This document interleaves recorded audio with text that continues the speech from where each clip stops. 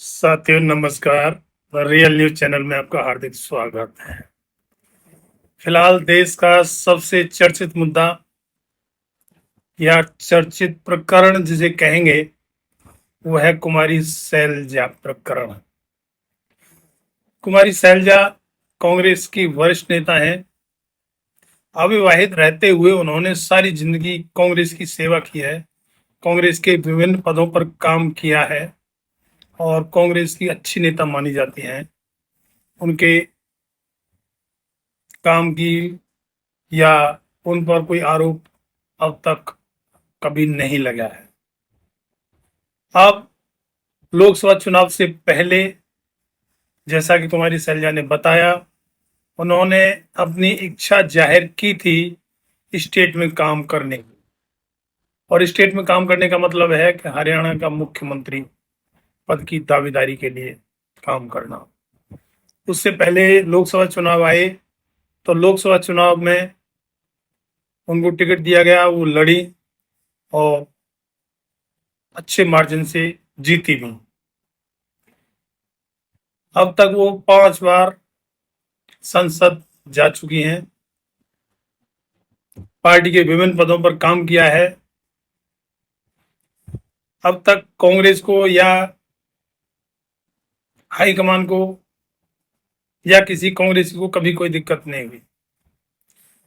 दिक्कत तब होती है जब कोई दलित किसी अधिकार के लिए इच्छा रखता है। वही बात कुमारी सैलजा के साथ हुई। कुमारी सैलजा ने जब मुख्यमंत्री पद की दावेदारी की और विधानसभा चुनाव लड़ने की इच्छा जाहिर की तो सबके कान खड़े हो गए। हाईकमान को भी बताया गया, लेकिन हाईकमान ने उस पर क्लियर पक्ष ना रखते हुए उसको गोलमोल किया। और दूसरी तरफ हरियाणा में मुख्यमंत्री पद के दावेदार भूपिंदर सिंह हुड्डा का साथ दिया। टिकट बंटवारे की बात आई तो जो सैलजा समर्थक, जो कुमारी सैलजा चाहती थी कि उनके भी 40-45 आदमी उनके कैंप के भी टिकट पाए, जिससे कि कल मुख्यमंत्री की बात होगी तो वो सपोर्ट तो करेंगे। लेकिन कांग्रेस हाईकमान ने सैलजा के करीब 8-9 आदमी टिकट देकर मैदान में उतारे और दूसरी तरफ भूपिंदर सिंह हुड्डा ने अपने 72 आदमी, 90 में से 72 आदमी भूपिंदर सिंह हुड्डा के उतारे गए। इस तरीके से बैलेंस खराब हुआ और कुमारी सैलजा नाराज हुई। उसके साथ कुमारी सैलजा आगे ज्यादा ना बोले तो उनको अपमानित भी किया जाने लगा और भूपिंदर सिंह हुड्डा के समर्थक उन्हें जाति सूचक गालियों से नवाजने लगे। कुमारी सैलजा चुप हो गई। जो कांग्रेस बढ़त पा रही थी हरियाणा में, जिसके बारे में बताया जा रहा था कि बीजेपी के खिलाफ एंटी इनकम्बेंसी माहौल होने की वजह से इस बार कांग्रेस की सरकार हरियाणा में बन सकती है, तो वो खटाई में पड़ने लगी। चारों तरफ आवाज उठने लगी और सैलजा कुमारी का अपमान होते देख दलितों में रोष पैदा हुआ और वो जगह जगह पर पंचायत करके कांग्रेस को वोट ना देने का फैसला करने लगे। चारों तरफ से बातें उठने लगी। कांग्रेस हाईकमान को भी लगने लगा कि नुकसान हो रहा है, तो कांग्रेस हाईकमान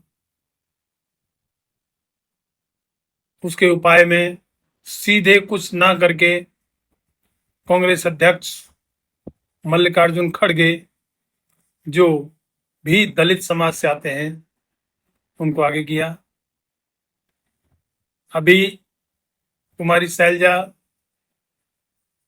कांग्रेस अध्यक्ष मल्लिकार्जुन खड़गे से मिली और जैसा कि होना है, हालांकि रिजल्ट अभी आया नहीं है, लेकिन रिजल्ट आएगा तो वो मैं बता देता हूँ क्या आएगा।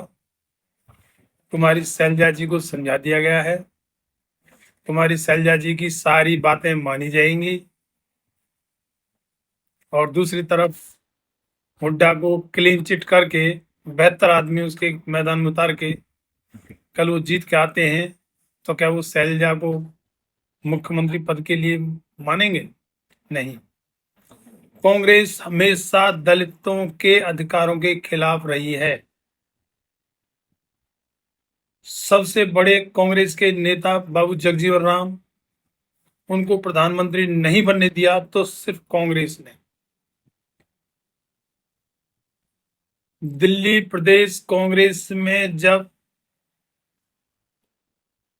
कांग्रेस जीत के आई, उस समय कांग्रेस के सबसे बड़े नेता चौधरी प्रेम सिंह, जो महरौली से हमेशा बड़े मार्जिन से चुनाव जीते रहे और कांग्रेस प्रदेश अध्यक्ष भी थे, मुख्यमंत्री पद के दावेदार थे, लेकिन जब मुख्यमंत्री बनाने की बात आई तो एक अनजान नाम शीला दीक्षित को लाके बैठा दिया गया, जिसको उस समय दिल्ली में कोई जानता तक नहीं था।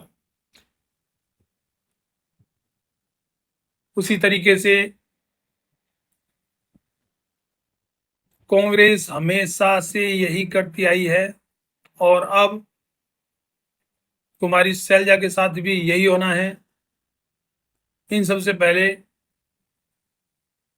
डॉक्टर अंबेडकर को जब संविधान सभा में जाना था तो कांग्रेसी नेताओं ने ही कहा था कि डॉक्टर अंबेडकर के लिए हमने संविधान सभा के दरवाजे ही नहीं, खिड़की और रोशनदान भी बंद कर दिए हैं। अब देखते हैं डॉक्टर अंबेडकर संविधान सभा में कैसे आते हैं। तो ये वही कांग्रेस है, बीच बीच में रूप बदलती है। आज जो हम मनुवादियों का गढ़ आरएसएस को मानते हैं, आरएसएस की मां कांग्रेस है। कांग्रेस ने ही आरएसएस बनाई थी और आरएसएस ने फिर बीजेपी बनाई। आज जो राम मंदिर मुद्दा बीजेपी ने पिछले 30 साल में चलाया, उसकी नींव कांग्रेस ने जमाई थी, जो राजीव गांधी ने बाबरी मस्जिद का ताला खोला था जाके।